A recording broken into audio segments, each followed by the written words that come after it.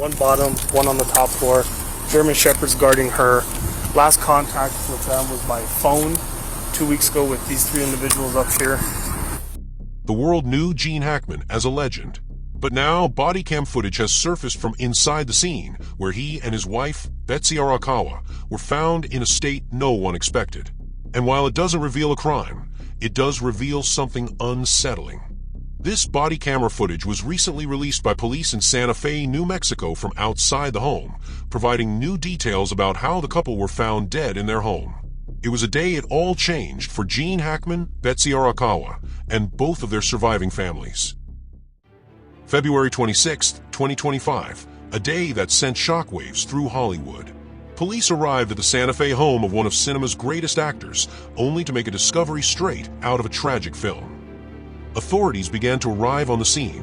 When officers entered, they weren't met with chaos, but with something far more haunting: a house frozen in time. Hackman and his wife Betsy had passed away days apart, their bodies mummified by the dry New Mexico air. A heartbreaking scene, but not the only mystery. That's where we saw her, and then I told her, call somebody. We gotta call somebody. And so I called Paul, and I told Paul, I just found her. She's gone. And Paul told me, you gotta call the state police. And I told him, can you call the state police? And he said, no, you guys have to call it. And by that time, me and Ron are both pretty hysterical. Elizabeth and Leslie. Yes, I spoke with Leslie directly. She said that she was with Elizabeth at that time whenever I told her the events that occurred today. And I spoke with Chris, who does business with Betsy, and he's also there with Yoshi Feaster.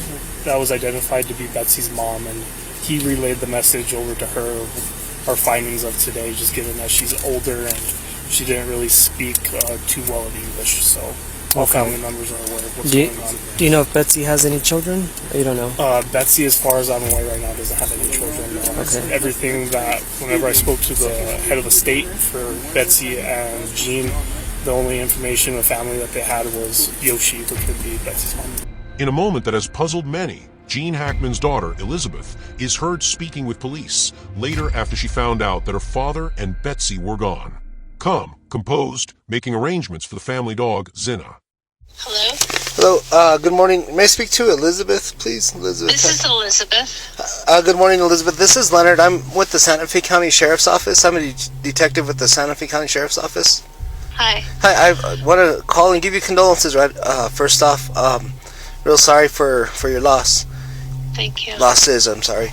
I was calling in regards to the dog that was left here at the residence.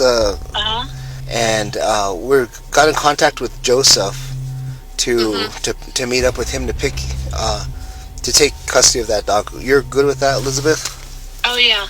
No panic, no distress. She instructs officers to ensure the dog is buried with Betsy, her stepmother. They're telling me that our animal shelter does crematory services there. Okay. Is that something you want to do? Yeah, I think that, did it look like an older dog? I'm not too sure, and I wasn't too sure about the dog that was found inside the residence. Yeah, I'm thinking,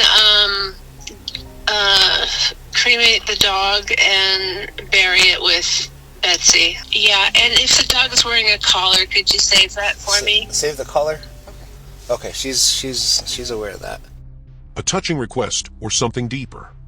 Why was she so prepared? How long had she known? Not to judge or make assumptions, but it's curious as to why there was no sign of alarm in her voice. Well, maybe like they say, people grieve in different ways. Then, a chilling detail. A longtime maintenance worker, visibly shaken, tells officers about his history with the couple. I didn't see anything that would think, hey, something's going on. Okay. No, nothing. But she's always nice, and he always gives me shit, about buying new vehicles. He always say, Mr. McGay, it's time for you to get a new truck. He's just a normal person, and I was something to see that, both of them,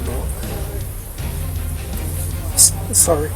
No, yeah. He talks about Gene's decline, about how they just kept to themselves. But listen closely. You're really close to them, you know? I got attached to all these people, you know. They treat me really well.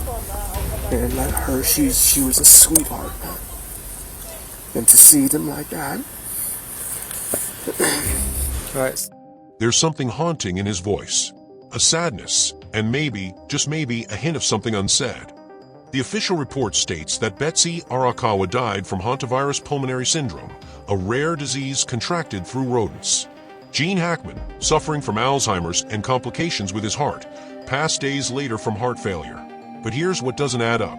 Hackman family blocks autopsy release and full bodycam footage. Why won't they release the full report and video? Gene Hackman's family rushed to block the release of Betsy's autopsy results. Betsy's report, why? What are they trying to keep hidden? Or is it the death timeline they need to protect, preserving their chances of Gene's estate defaulting to his children, instead of possibly all going to charity? And then there's the officers themselves. Casual, almost indifferent. They're not investigating. They're just talking.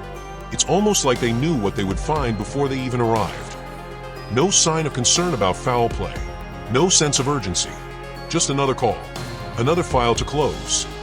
But that's probably just how it goes these days. Indifference, desensitized, and all of that stuff. And the Hackmans? Maybe this was just the peaceful end of a long life. But maybe it wasn't. Because if there's one thing Gene Hackman's films taught us, it's that the truth is never what it seems. What do you think? Drop your theories in the comments. And remember, history is never just history. If you want more deep dives into Hollywood's untold stories, hit that like button, subscribe, and turn on notifications. This is the Anything History channel, and the past is always watching.